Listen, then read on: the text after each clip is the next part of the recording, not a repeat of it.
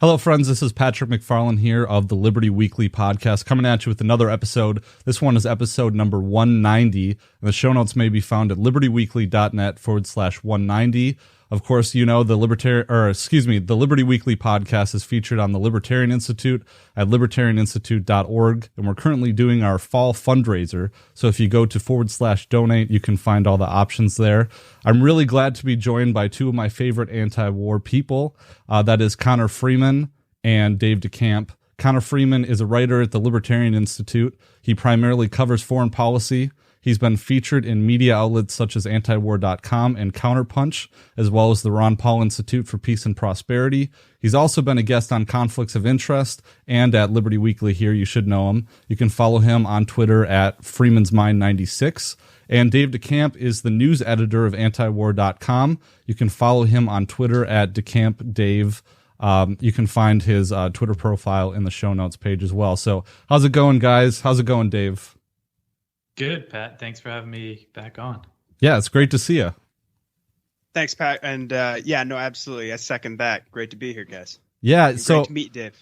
Yeah, this is the first time that you guys have met, so I'm really glad to make this happen. Like I said, you guys are two of my favorite voices, and one thing that's really been shaking lately is this whole China-Taiwan issue. And I think we covered it a little bit, Connor, in your last appearance on the show. But Dave, of course, I really enjoy your coverage, and it's the best way to keep up to date on this issue, I think. So I wanted to pitch it. I think I'll throw it to you first, Dave, and then just kind of ask, like, okay, so you're at work and there's somebody who has no idea what's going on with this issue. Just from a 1,000-foot view, what's going on with Taiwan and China? I know it's really complicated, but... Yeah, I mean, it is really complicated. And, you know, you have to go back to 1979 when the U.S. severed diplomatic ties with Taipei and recognized Beijing as China. Because before that, between 1949 and 79, the U.S. recognized this island of Taiwan as China and had no diplomatic relations with mainland China that was, ruled by the communists. It's still ruled by the communists, but so people have to understand that the U.S. doesn't have formal diplomatic relations with Taiwan, which something I realize that a lot of people don't understand that. A lot of Americans don't understand that. If you remember the World Health Organization thing when COVID first hit, the guy was asked, one of the World Health Organization officials was asked about Taiwan, and he said, he was like, "Huh? Yeah, China's great." And then he hung up when they asked again.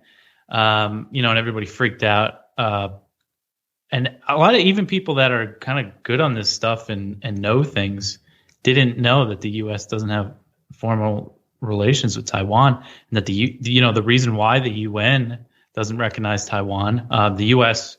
recognized Beijing earlier than the U.S. did, but still the UN is led by the U.S. and that's why they don't recognize Taiwan. So people just have to understand that.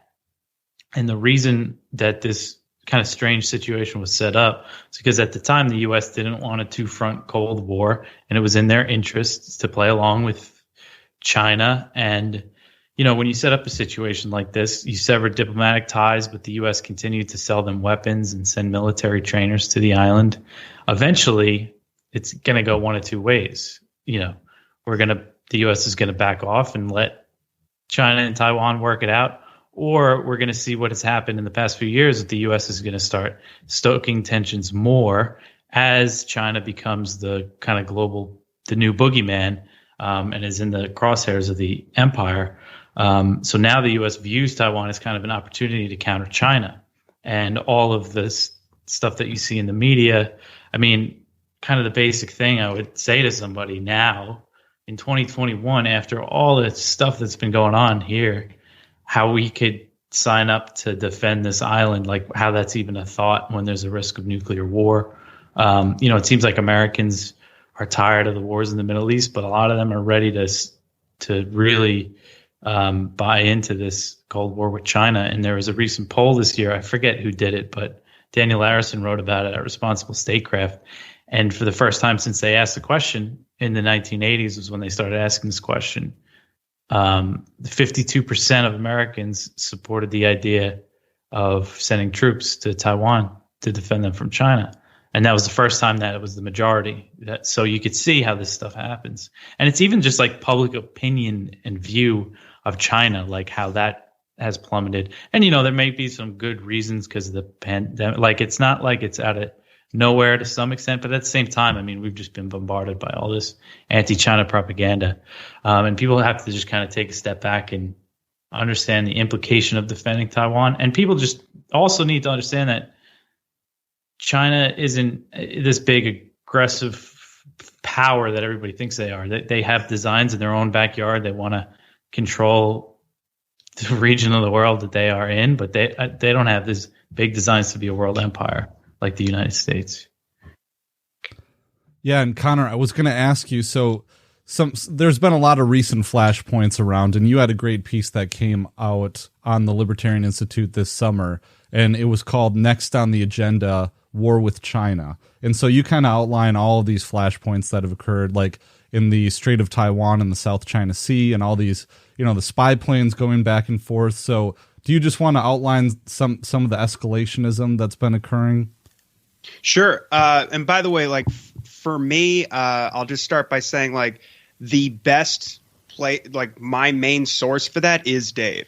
Like I read antiwar.com and keep track of all of those. The Chinese call them incursions, and the Americans have different words for them that are just kind of linguistic contrivances, basically disguising their imperialism. But essentially, they call it freedom of navigation operations and all this different stuff. But the fact is, there was a report that just came out recently, and Dave has a report up about it at Anti-War Today about how this year the flights, like they're called reconnaissance flights of spy planes, has reached about 2,000 for this year alone, which is up more than double from last year under Trump.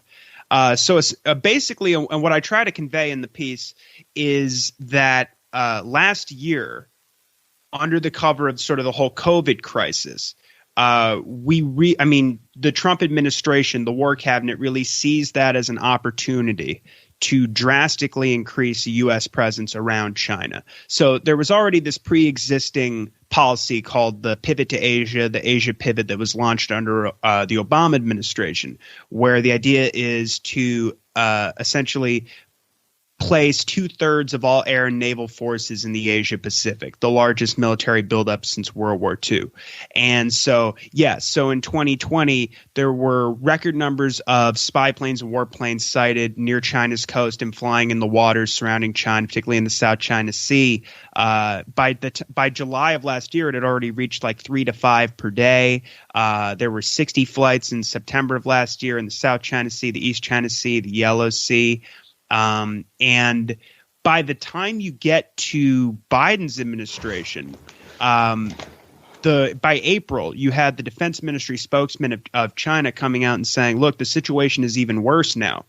We were supposedly when we elected Biden, whatever, like, supposedly the idea was like it's going to be normalcy, the return of normalcy. But the fact is that these escalations, well, his policy was actually an escalation over Trump. So the recordings and the number of warplanes had increased by 40%, around China and in their near abroad, and for warships it increased by 20%. So now we're seeing that overall.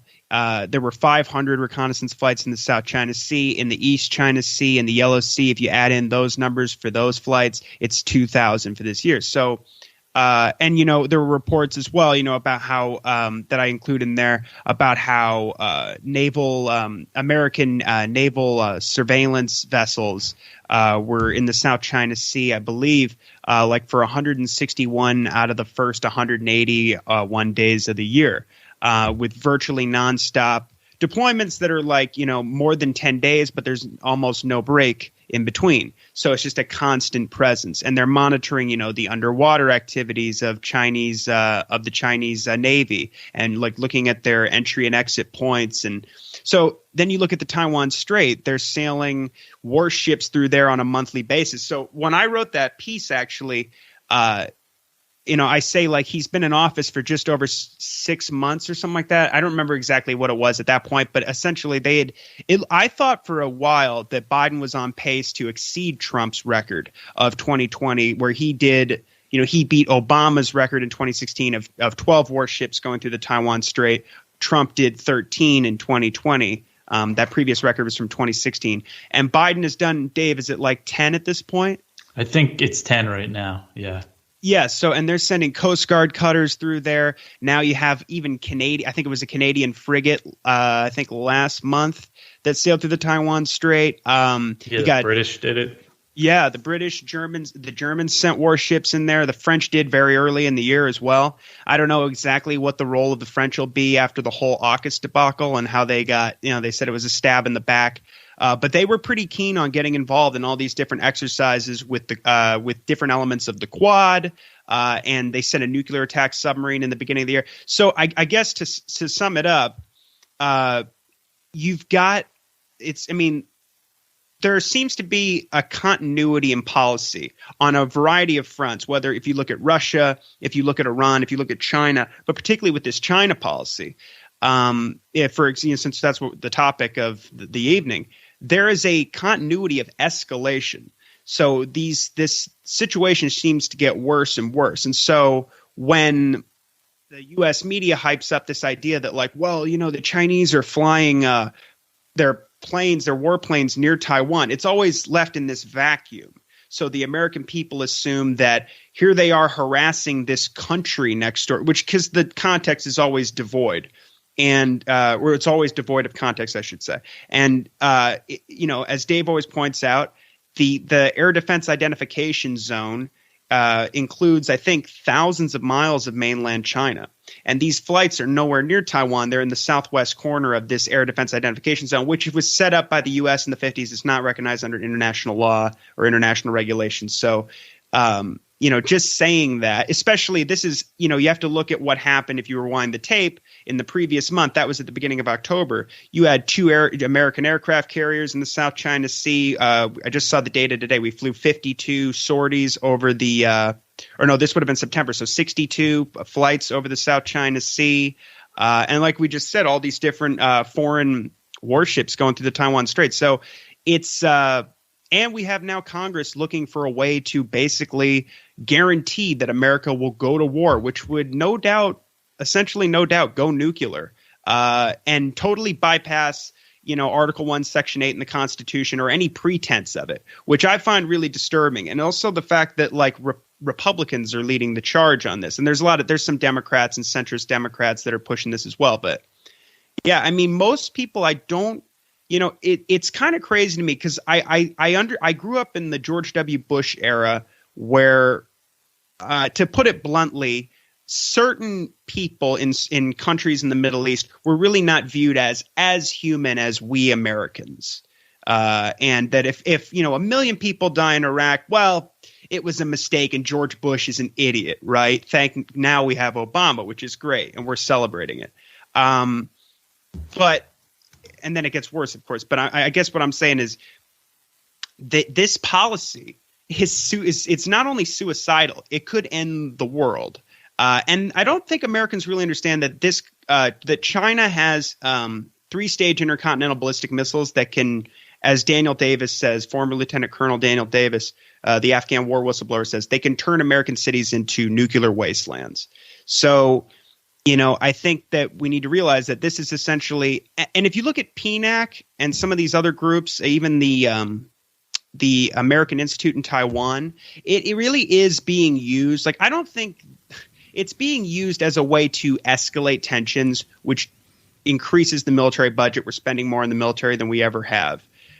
So I think that Taiwan, for all intents and purposes, I'm not sure if a war is coming anytime soon, although the chances of a mistake, of an accident or some kind of escalation, something going wrong, it increases every day. However, the more I read Peter Van Buren, the more I'm inclined to think this really is just a corporate welfare scheme for the military-industrial complex. But it's extremely dangerous. And all life essentially hangs in the balance. So, I mean, that's to sum it up. I mean, it's just been a continuing escalation of these various policies through threatening actions from our Navy and our Air Force, especially, and just circling China with bases for these last 2 years, and really since the Obama administration.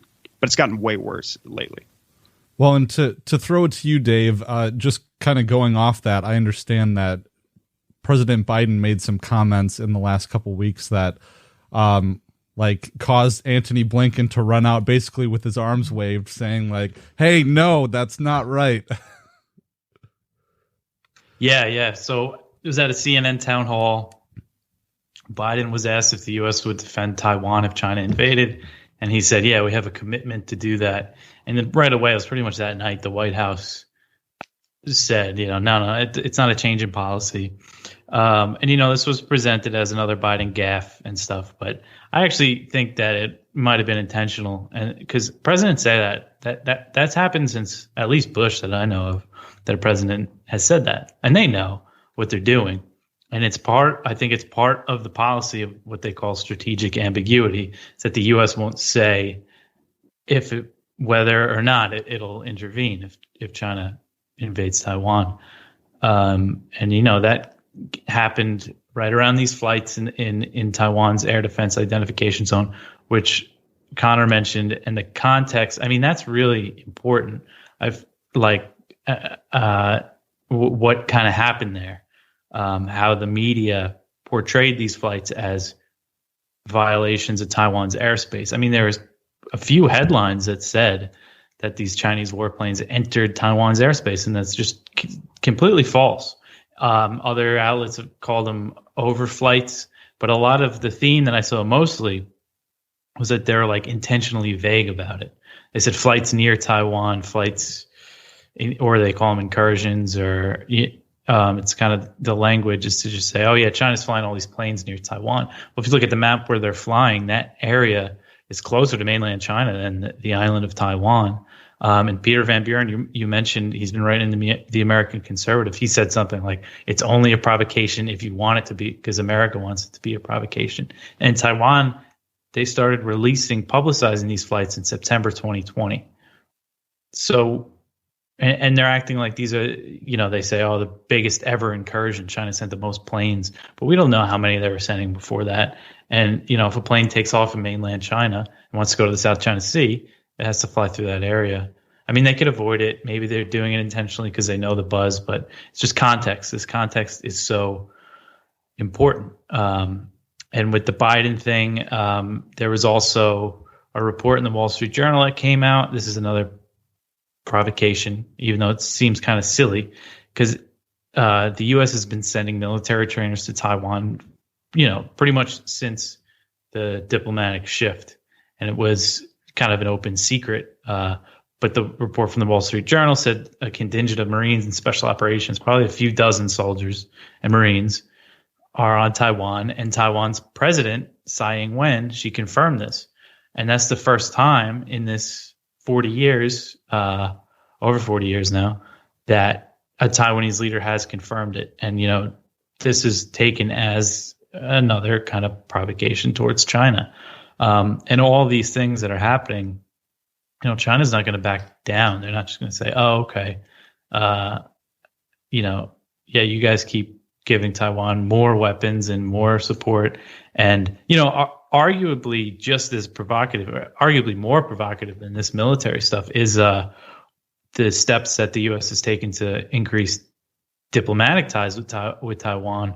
And this stuff started with the Trump administration. They sent the health secretary there in August 2020, and that was the highest level visit since 1979. You're going to hear me say since 1979 like a million times, because there's all these big kind of first time, what's the word I'm looking for? Precedent setting maybe, but all this stuff has happened over the past year. I mean, the EU just sent an official delegation to Taiwan for the first time since 1979. And this stuff is important. And, like you'll see a U.S. ambassador and a Taiwanese ambassador or unofficial envoy, whatever you want to call them, in a different country, have a meeting. And that's a big deal. This is sending a message to China, and the message is we're gonna just keep poking you with this Taiwan issue now, and it's gonna get worse. It's not gonna get better. There's something else I wanted to mention, but I forget. I'm sure it'll come up. But yeah, and what scares me, another thing that scares me is that there's not really any opposition to this in Washington. And you're seeing Republicans, like there's all these crazy hawks like Tom Cotton that have wanted to change the strategic ambiguity thing for a long time, but it's becoming more popular. And now just this week, there's 2 bills introduced in the Senate by Republicans to give Taiwan. One was introduced by Josh Hawley to give them $3 billion a year in military aid. And another was introduced by Reich and a few other, Rubio and a few other hawks in the Senate that would give Taiwan $2 billion a year in military aid, so they could buy weapons from U.S. arms makers. And that's the thing. This whole thing is just a boondoggle for the the arms industry. And sometimes I think things are just as simple as that. I mean, there's a lot of aspects to this. A big part of it is the U.S. empire kind of crumbling and being challenged, what they perceive as a challenge by China. But sometimes it's just there's a lot of money to be made right now.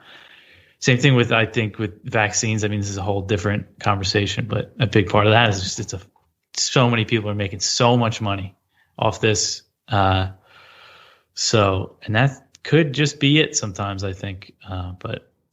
Well, one thing I wanted to mention, Dave, was this is happening in the context, too, of the modernization of the U.S. nuclear arsenal, too. So I think that I'm sure that kind of has a part to play as well. And you wrote a piece about that recently. But one take that you had on Twitter, and this is kind of libertarian inside baseball here, but there's a lot of libertarians right now that are celebrating kind of the new election cycle and Republicans coming into power because, of course, for all of us, the COVID-19 issue seems the most important, and I think it is very, very important. But a lot of people are kind of celebrating Republicans taking over. And I understand that governors don't have effect on foreign policy very much, but I hate to call like this two wings of the same bird kind of thing, because I don't think it's that. But do you particularly find that the Republicans are more hawkish when it comes to China?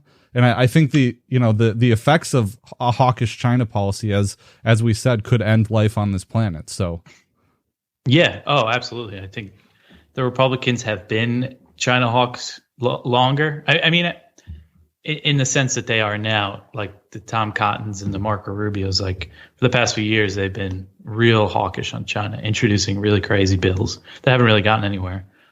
And the Democrats are kind of catching up now. And the focus is being shifted off of Russia, I think. I mean, there's still there's so much going on with NATO like that. I'm not saying that stuff isn't happening, but yeah. And I mean, the Republicans, I mean, I voted for Youngkin. I'm in Virginia. I've never voted for a Republican in my life. I mean, COVID has changed everything, in my opinion. And I don't think he's particularly good. I don't really trust him. But what the Democrats are like the COVID stuff, it's just a totally different ball game and what they want to do in schools and stuff. So, but he's probably really bad on Israel. He would probably want to punish me if I boycotted Israel.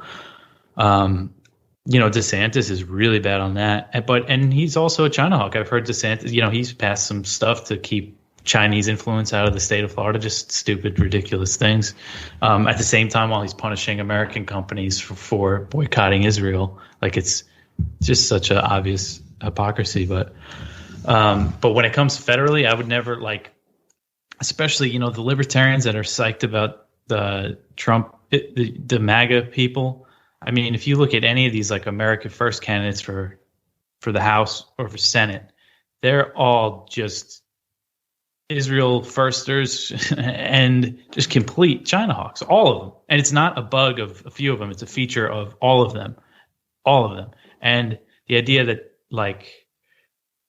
the right, I guess in some ways the right is more anti-interventionist now, but get any of them talking about China, get any of them talking about what's happening over there.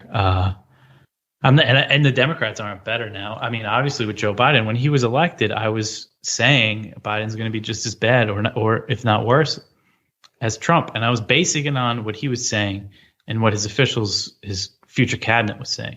Now that's not always what they say, isn't always what they're going to do, but they were saying it kind of in the background, and it wasn't what was making headlines. It was what they're like, oh yeah, we're going to do this with China. Trump was right to be tough on them.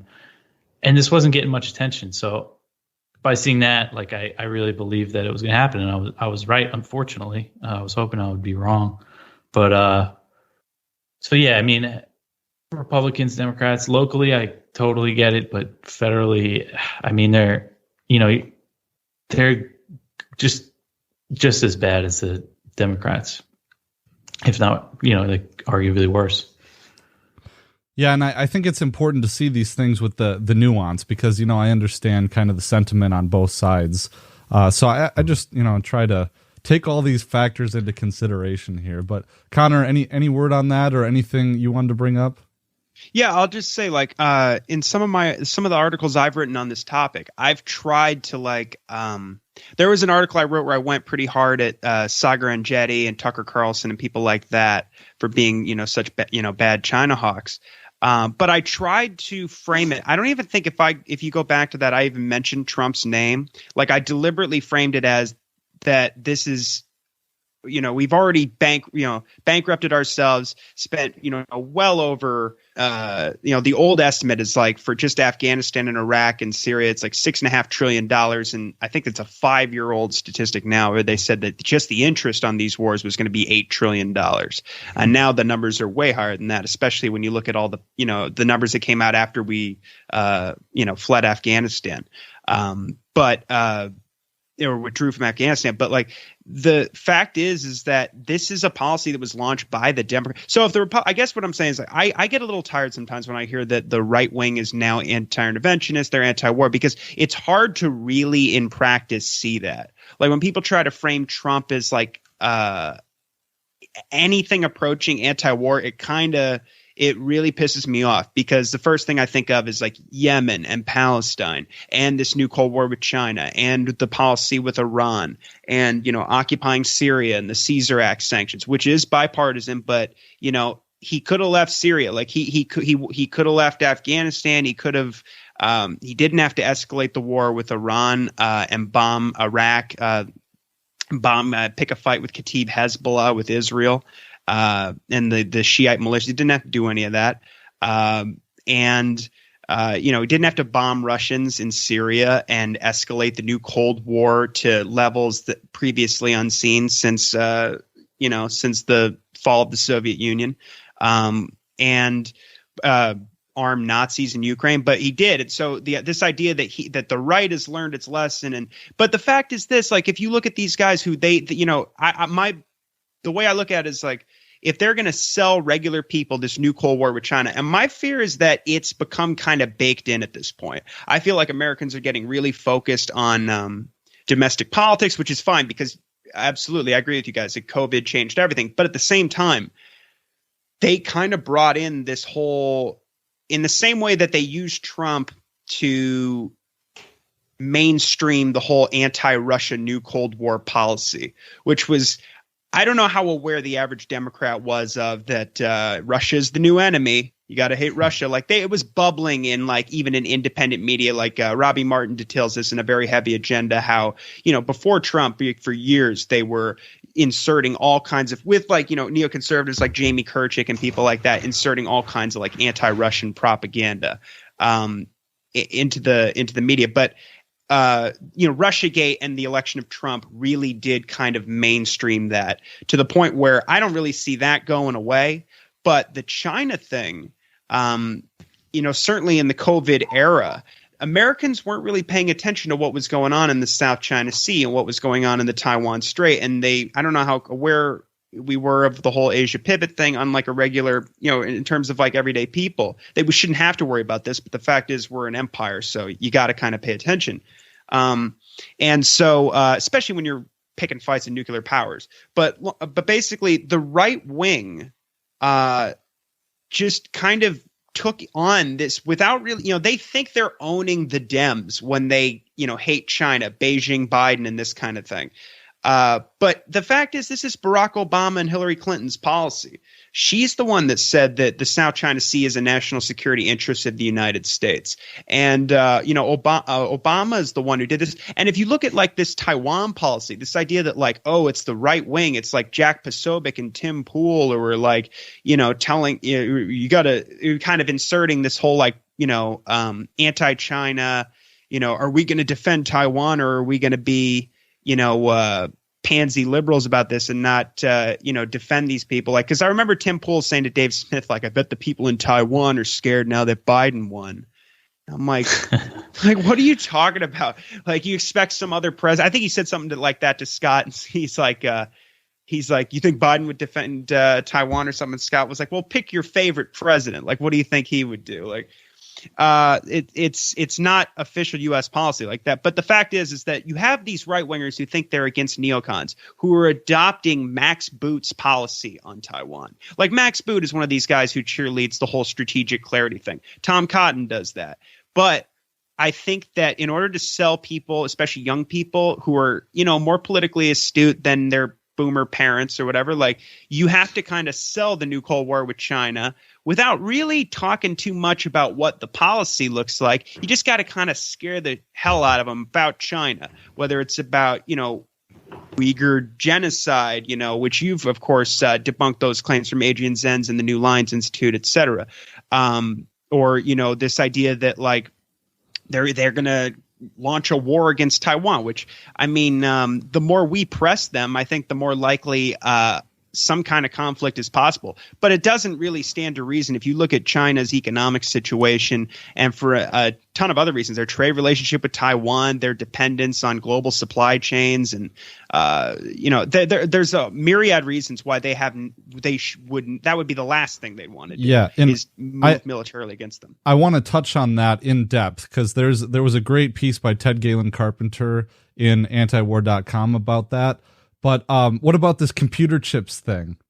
And that's how you get millennials, right? Is you say how computer chips are only made in Taiwan, and the if computer chip thing, because this is another piece of context that people don't know is the trade relationship between Taiwan and China, and between China and the U.S. I mean, you have to think people have to understand that China is our top trading partner, and China and Taiwan and the people of China and Taiwan enjoy a good trade relationship and a good travel relationship. People travel back and forth all the time. Like, it's not like it's this island of people terrified of mainland China. And you could see that, I think it was Daniel L. Davis. He wrote something recently about people in Taiwan they don't want to join the military, and their military budget compared to the U.S., it's like 2.1% of the GDP, and the U.S. spends about 3.5%.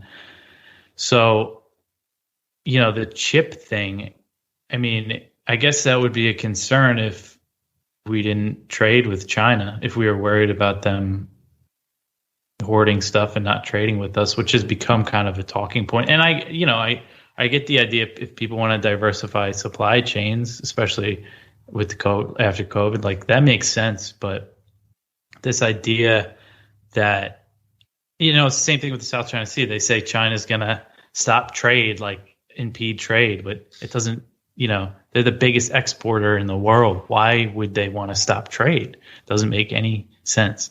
But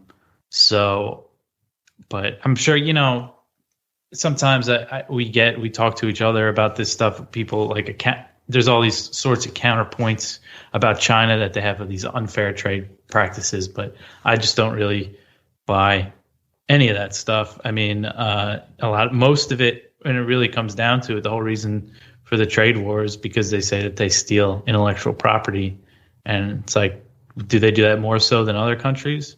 And then it becomes a debate if you're talking to libertarians about intellectual property and stuff, and trade secrets are a thing that are expected to be stolen. And this is, I feel like I've kind of gone off track, but a big part of it too is that the U.S. government, Biden, they want to be more like China to compete with China, but we should just have more faith in our own system and just to compete with them. Hey everyone, and welcome to the portion of the show where I tell you how you can help support this content. Your one-stop shop is libertyweekly.net/support. And once you're there, you can see all the different ways to support my content. There is a Amazon wishlist there you can check out. There's also a PayPal button, paypal.me/libertyweekly for one-time donations. There's also a Patreon button and a Subscribe Star button where you can donate on a monthly basis in exchange for the bonus content that I do offer. So go check those out. There's an archive there with actually hundreds of posts going back years, and you get all access to all those things with your donation. There's also cryptocurrency addresses there with all the addresses for the cryptocurrencies that I accept. If you don't see one there you'd like to donate, just get in touch with me. And if you want access to bonus content but you don't want to pay a monthly fee, you can go over to Odyssey, libertyweekly.net/Odyssey, ODYSEE, and you can purchase my bonus content there a la carte, and you can purchase it for LBC, which is the cryptocurrency that the website runs on.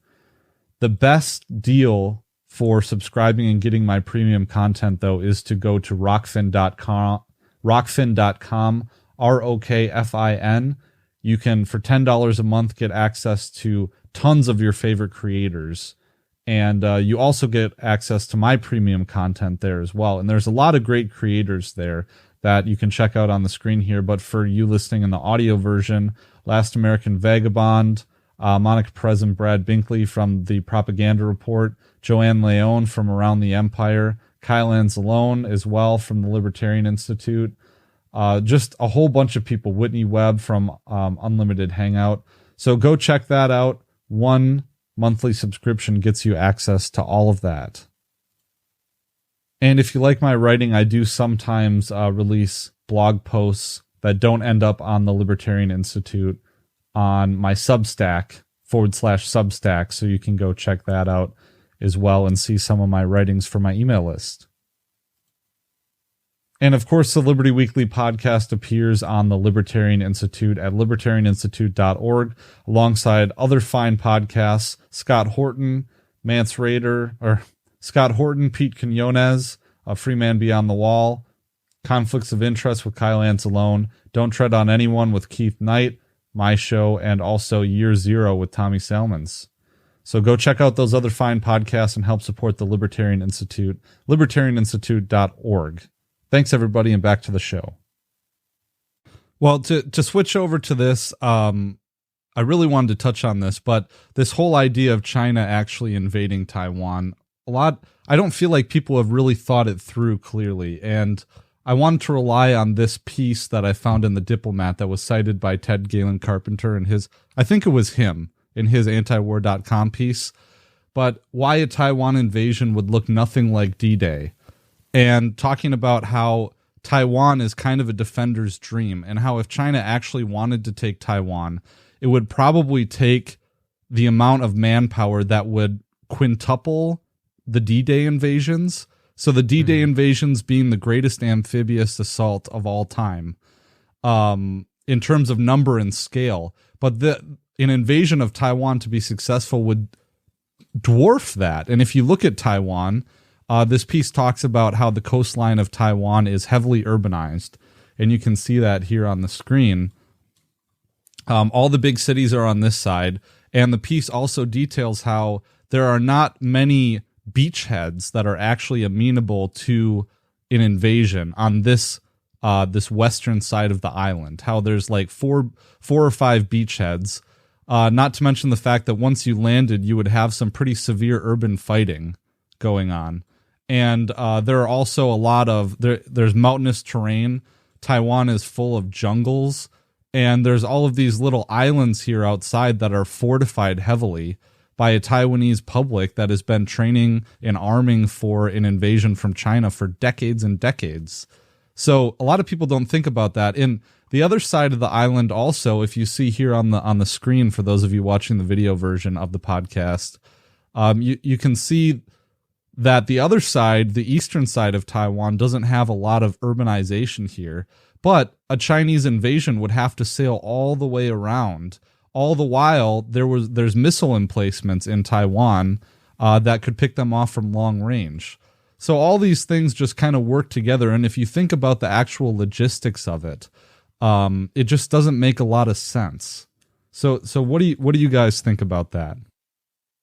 Yeah, I think that's an important thing for people to understand, is that it would be like the largest amphibious invasion of all time. I've seen it compared to there was an amphibious attack during the Korean War by the U.S. and South Korean forces in North Korea that I think failed, but that is more scalable to it than D-Day.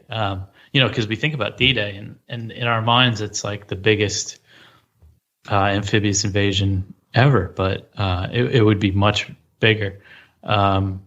So, yeah, I mean, that is a good point that people should keep in mind. And even if when you hear the hawks talk about it, they say, oh, they're not going to invade within a year or two, but it could happen in 4 or 5 years. But even then, I mean, what's really going to change by then? Especially if the U.S. keeps selling them more long-range missiles that can reach mainland China and stuff. So yeah, it might not be worth it. But they would, if with the U.S. continuing to support Taiwan in this way that it is, I mean, I think it will inevitably lead to a conflict if we keep going in this direction. And I mean, it could be decades from now, and maybe not a Chinese invasion of Taiwan, but could be something that starts out small that could escalate into nuclear war. Well, so what do you think about this whole, I know you've been writing about this nuclear submarine that seems to have had an accident in Oopsie. and this is the big danger that we face. I mean, exactly what you're talking about. So what exactly happened? Well, that's the thing. The question. It's not really that clear. It happened on October 2nd. The Navy said this week that the nuclear submarine, the USS Connecticut, hit an underwater mountain. They haven't said where exactly it was. In the statement, they said it was in the Indo-Pacific region, which stretches from India to Hawaii pretty much. So that's a pretty wide range. But we know it was in the South China Sea, and China wants to know, where it happened and if there was any kind of, nuclear materials released into the water. And there's a good indication that the U.S. might think there was because they deployed a special type of spy plane last week that detects radioactive material. They call it a nuke sniffer. I'm blanking on the exact name of it. But it's kind of rare that this plane is deployed to the South China Sea, according to Chinese researchers that track this stuff. But yeah, I mean, it really just highlights the danger of the whole situation. I mean, the fact that it's a nuclear submarine and it crashed into something, I mean, it could have been really bad. And just the fact that there could be an accident between the U.S. and Chinese militaries that could lead to a conflict. There was one in 2001, a U.S. spy plane collided with a Chinese plane near Hainan Island. And, they squashed that quick. The Bush administration, it was before 9/11. But, you think about something like that happening now. Man, what could happen there? But it really shows the danger. And there's going to be more nuclear submarines deployed to the region with this AUKUS thing. And that's another thing. It's not going to happen for a while. I don't think Australia's going to get those. I forget. Going to actually get the nuclear submarines through this deal anytime soon. I want to say not for like 10 years. It's like 2050, I think. Oh, really? Wow. Yeah. Yeah, it's something crazy. I remember. So, but yeah, I mean, this is this is a whole nother aspect of it that's really important is the alliance building. AUKUS was a 3-way military pact between the U.S., the British, and the Australians. And since it was signed, you see more of a British presence in the region. And you got to think, and if people know anything about China at all, like the history of the Opium Wars with the British Navy in Asia and what they did to Asia and what the United States has done to Asia, like it's very sensitive to China. They called the century between the time between the first Opium War and and when the communists won the Civil War, the century of humiliation, because they were humiliated by the West in their eyes.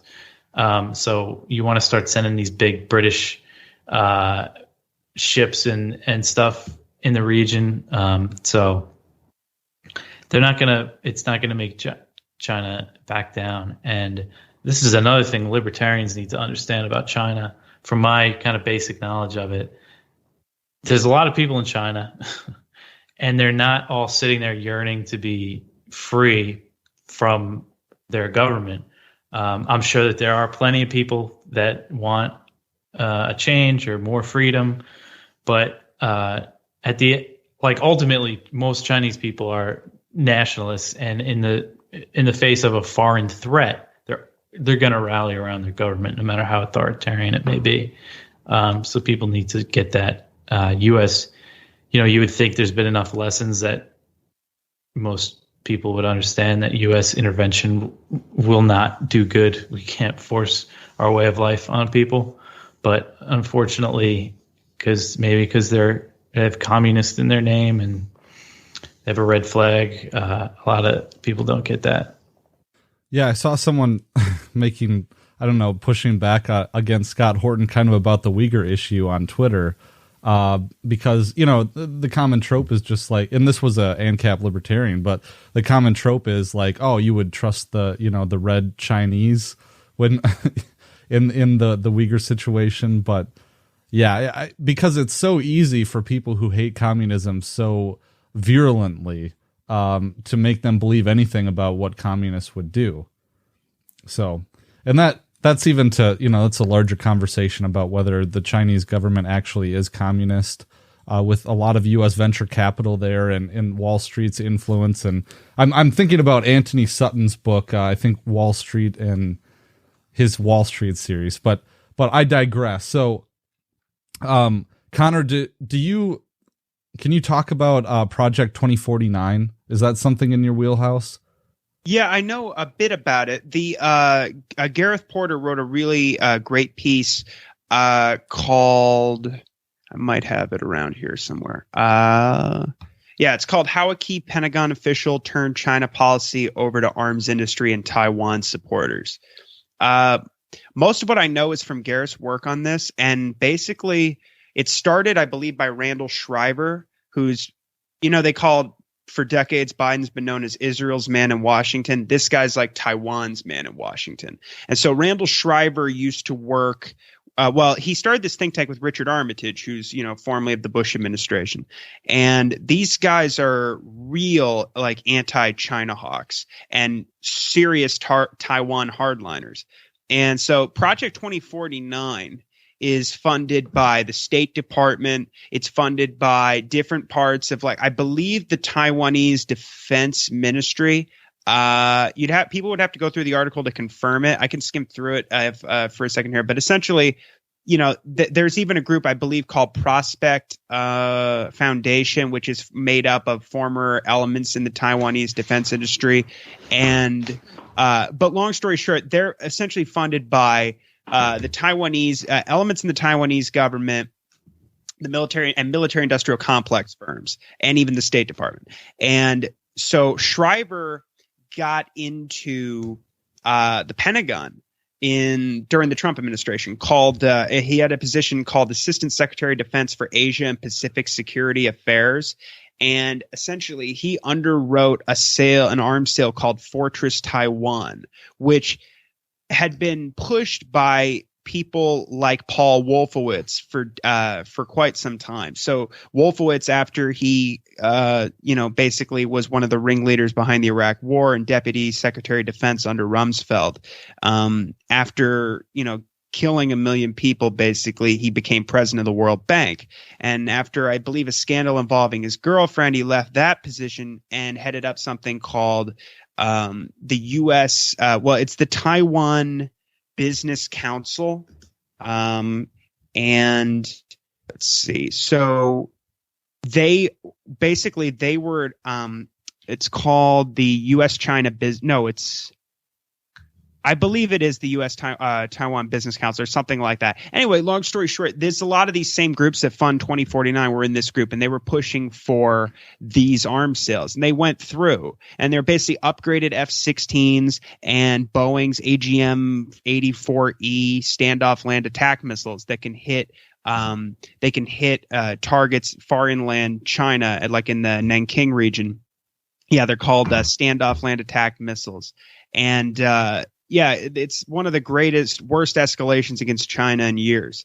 And I know that the 2049 Institute is a big source of sort of hyperbolic anti-China rhetoric. And after Shriver left the Pentagon and this sale went through, he was actually received by Tsai Ing-wen in her office, where she publicly thanked him for that. And so Wolfowitz from that position have been calling for these arms sales that ever since George H.W. Bush, no American president has sold Taiwan F-16s for fear of stoking tensions so much with China. But under Trump, those sales went through. And really, it's interesting, like, that number sounds huge, like, $3 billion, the Josh Hawley's proposed bill, like $3 billion of proposed aid, every year for the next 4 years. But I think between 2019 and 2020, Trump sold like $15 billion worth of arms to Taiwan. And they increasingly started selling with this beginning, I believe, with this sale, more and more weapons systems that could hit, inland targets inland China. Excuse me. And but yeah, 2049 is a extremely hawkish think tank run by Randall Shriver. Yeah, you did really well. I just kind of sprung that on you. Sorry.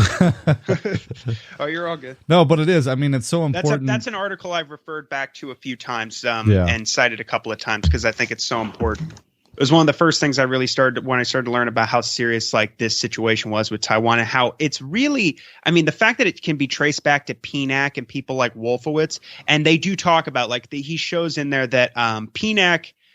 Wolfowitz wrote a paper for PNAC in '99 that Garris cites in there where they've been calling for this so-called strategic clarity. They didn't use that term then, but to go back to the old status quo during the Cold War, the U.S.-Sino Mutual Defense Treaty before '79, where we were committed to go to war with China if they made a move against Taiwan.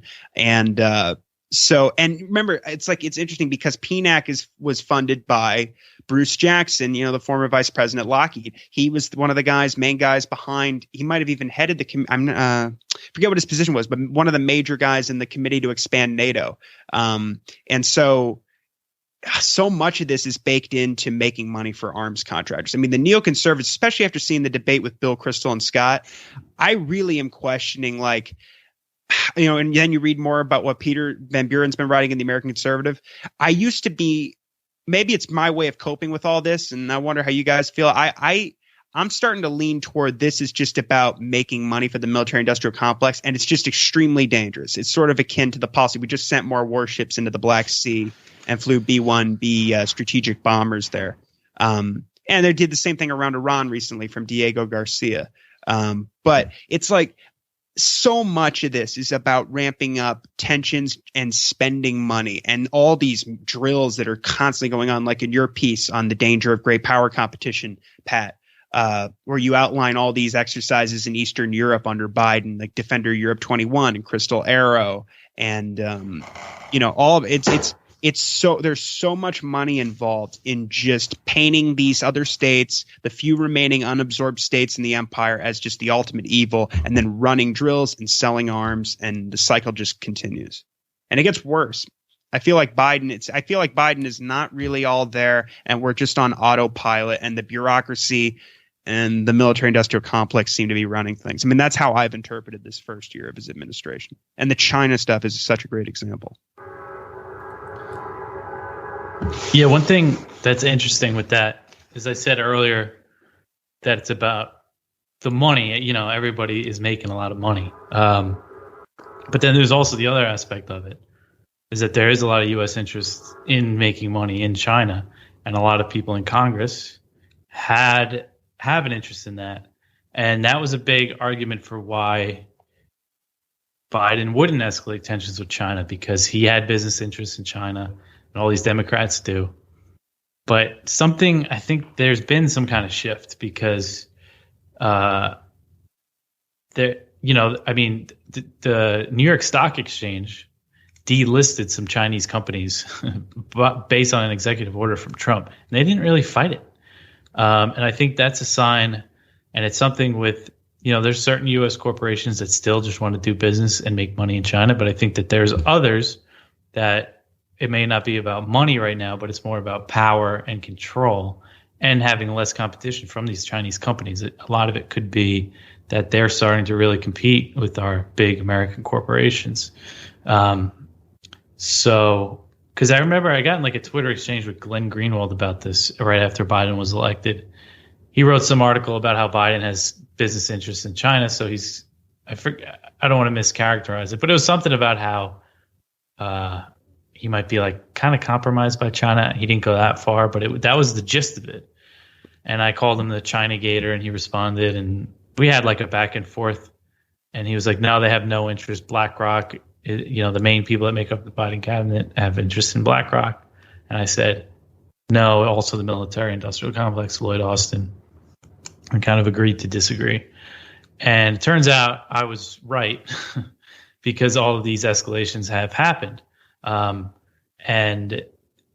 you see this with his buddy, Matt Stoller. He's like a left-wing economist guy that thinks China's really bad and thinks that, Wall Street's in the pocket of China.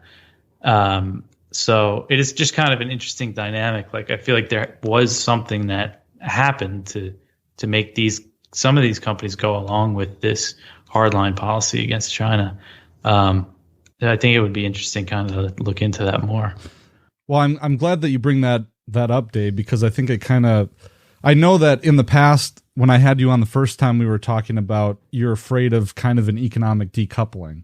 And earlier in this interview, I was talking about all the, the investments in China. And what I'm referring to specifically is kind of the Wall Street investment behind the reopening of China in the Nixon administration, which is outlined in that book that I referred to, Anthony Sutton's book. But also talking about, how people like David Rockefeller have called China like our greatest grand social experiment kind of testing ground thing.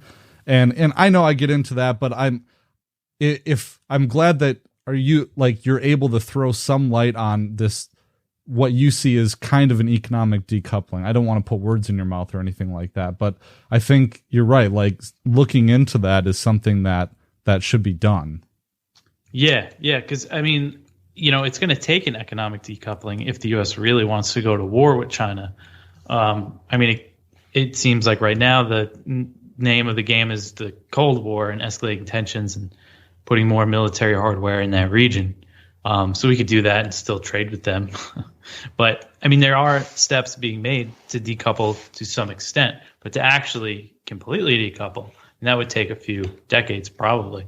And that's another thing people say to argue against the idea that the U.S. wants to stop China or go to war with China, is that all the trade and opening up and the investments. And, there's a long history of the U.S. doing that with people and being friends with them and turning around and going to war with them within like a year. Saddam Hussein comes to mind. But the big difference with China is our reliance on them and how our economies are intertwined. Now I just remember the thing that Greenwald wrote about. It was some Chinese professor, or he was I don't know if he was a government official. He was a businessman involved in the government to some extent. And he's like, "Oh, Biden's elected. We're going to have friends in the White House. It's going to be good." And that was like his kind of evidence of that's the way things are going to go. And Tucker had a whole segment about it. But just kind of grabbing onto that, that's without the context of how things are going, how the empire is shifting to Asia. Without that greater context, you might be able to fall for what that guy said, even though since then there's been plenty of people in China like that saying, "Oh, Biden's way worse than we thought." And I haven't seen any articles or Tucker Carlson segments about that.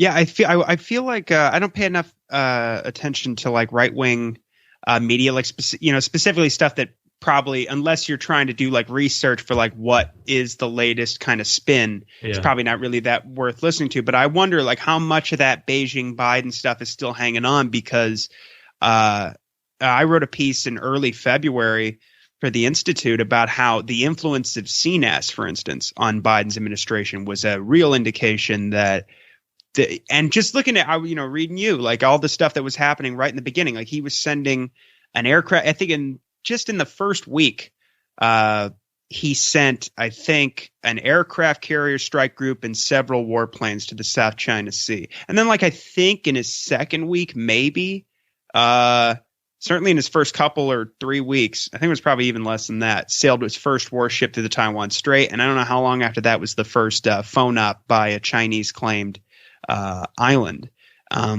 But yeah, no. And if you look at all the different people, like look at Anthony Blinken, West Exec Advisors, his military industrial complex linked consulting firm with Michelle Flournoy, who is I don't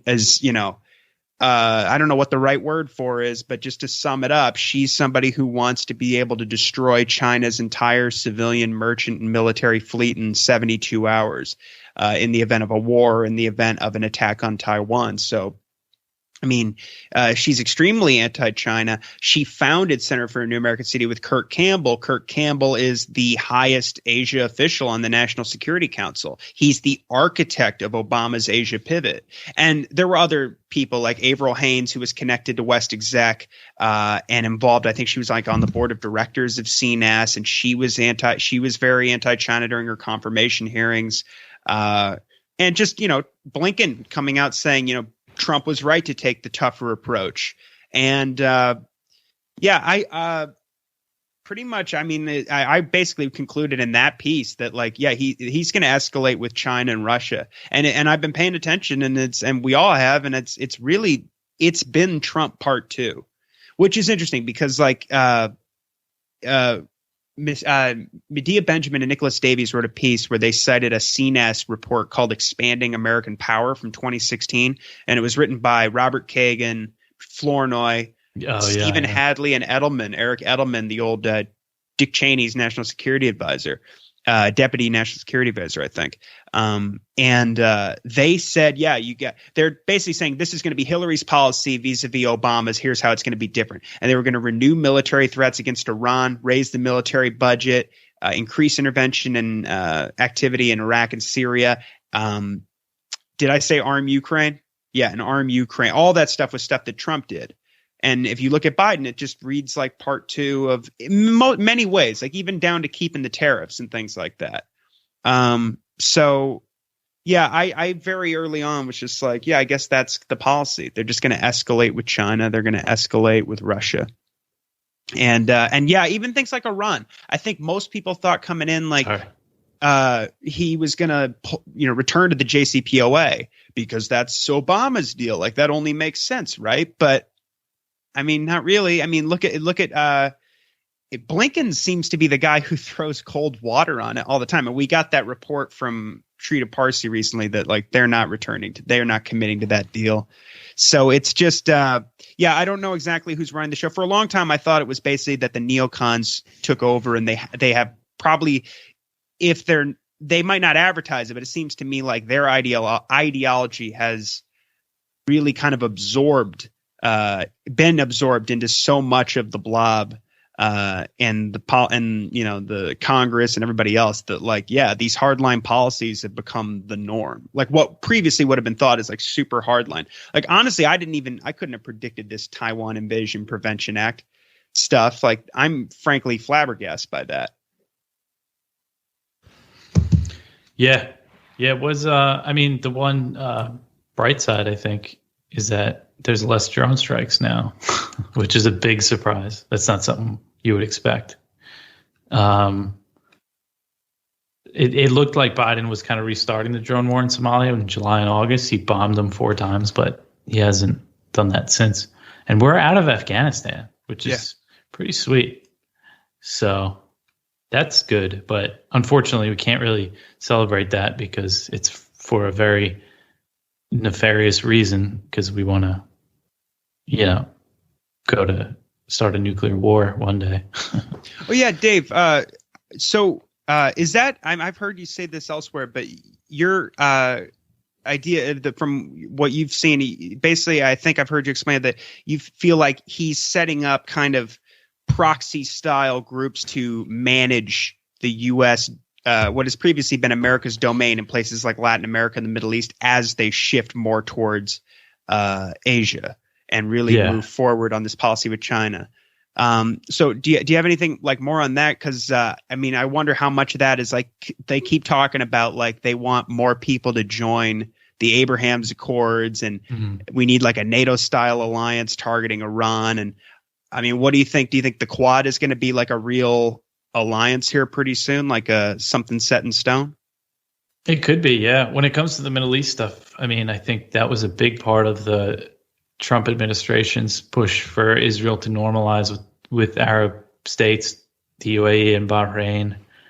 And Bennett, the Israeli prime minister, reportedly raised that idea with Biden during their meeting for like a NATO-style alliance against Iran. And this benefits the U.S. because they can take resources out of the region and put them elsewhere, but still have, kind of a sizable proxy force doing what they want, and that would be in the form of Israel and the Gulf states. And I think that is bad news for the JCPOA, because if they want Israel to take more of a role like that, then they would probably have to please Israel and not rejoin the nuclear deal. At the same time, they probably want to avoid a war with Iran right now, even though it doesn't seem like it. But like an actual full-blown war, I think they want more of the same sanctions and covert attacks and stuff, just to keep them suffering, really. But yeah, I definitely see that. And Europe plays a role too, and NATO plays a role. They have plans to send troops to Iraq while the U.S. is drawing down. Syria is one thing. I don't think things are going to change there anytime soon. There's about 900 U.S. troops. I don't see an escalation. I mean, I remember saying this stuff when Biden was first elected, and I felt like I was kind of going out on a limb saying that I don't see an escalation in Syria considering who is coming into office. But, you don't see the rhetoric to kind of reinvade. I mean, I shouldn't say reinvade. It is a regime change policy. Blinken recently said the goal is to destroy the economy, is to prevent reconstruction while Assad is still there. So that's a policy of regime change. This could be Israel too, to kind of make Israel happy, because they're constantly bombing Syria. They're doing it. It looks like they're doing it from U.S. bases now. Their planes are flying from U.S. bases. I mean, constantly, at least weekly, maybe more, as the rate that they're doing it. And that is, we're terrorizing the nation of Syria by doing what we're doing. So I don't want to like downplay at all the horrible things that are still going on there. But like major boots on the ground invasions of the Middle East, I think we're not going to see that. And I think that prediction was pretty correct. And I think I don't know if I said this already. I'm kind of shot. But like France, they're taking a role too in the Middle East, and you'll see more of them. A lot of the airstrikes in Iraq against ISIS, or what they say are ISIS hideouts in the desert, have been French and British warplanes recently. So, well, yeah. I think one thing I wanted to comment on, Dave, is you mentioned, well, at least we're out of Afghanistan, and you provided some of the first coverage that I saw on that drone strike that ended up killing like the whole family. And I wrote an entire piece about that a few days after, basically going out on a limb and saying, yeah, they killed a whole bunch of civilians here. There were no, ISIS-K members or anything like that. And I think, like, I remember we had a Twitter exchange or something about it, and I felt like you had already come to that conclusion. Did you come to that conclusion that early? Sorry. Yeah, sometimes it's tough, but with that situation, I mean, there's just so much media in Kabul at the time. There's so many eyes on it. And I just generally, and when it comes to drone strikes, I mean, I just generally don't believe with the Pentagon. They lie about who they kill all the time, and they usually don't have to answer to people. I mean, look what just happened. They reviewed themselves. They investigated themselves and found no wrongdoing, and they killed 10 civilians and 7 children. And it's the investigation, the inspector general who led it said there was evidence of at least one child in the area 2 minutes before the strike was ordered by the footage, the drone footage and surveillance footage that he looked at. So that's just the nature of our drone, of the U.S. air war. But yeah. I mean, it's very fitting that's like it's the last that we know of U.S. military action in Afghanistan, really. And it was just a slaughter. And that happened all the time. I mean, the whole time, but especially during the Trump years when they were really ramped up the bombing. And it's tough to confirm this stuff. You know, we report it, what they say, what we hear. But this was really, there's just so many eyes on the ground. I mean, every major media outlet had reporters go and interview that family, like for the few weeks after. And that's why they had to admit that they killed civilians. Yeah, I keep doing this thing where I'm like, oh, maybe I can say something to Dave that he hasn't already figured out. And I thought that might be, oh, yeah, do you think that maybe they just killed civilians in this airstrike? Yeah. So, all right, well, I want to be respectful of your guys' time, especially yours, Dave. But is there anything, I'll shoot it to Connor first. Do you want to do your plugs before we get going? Yeah, sure. You can, all my work is at the Libertarian Institute. We're doing our fall fund drive right now. I think we've got, Pat, is it Matt? We still have the matching donations. I think it's over $100. So yeah, people, please donate. You're donating to the work of Scott Horton and Kyle Anzalone and Pat McFarlane, this great show, Keith Knight, Tommy Summons, Kim Robinson, Lori Calhoun, Jim Bovard. It's my opinion, we're the best writers and podcasters in the libertarian movement, or they are, I should say. I'm just proud to be a part of it. You're a big part of it, Connor.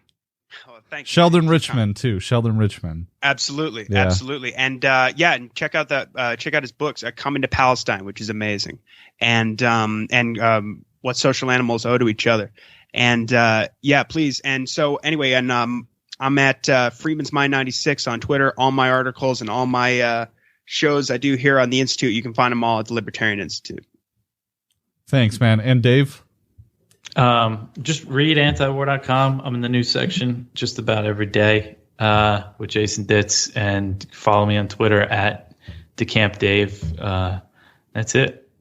Awesome, guys. Well, thanks so much for coming on. I really enjoyed this, and keep up the great work. It's like I said, you guys are two of my favorites. So thanks a lot, and we'll catch you next time. Thanks, Pat. Bye, everybody. Thank you, Pat.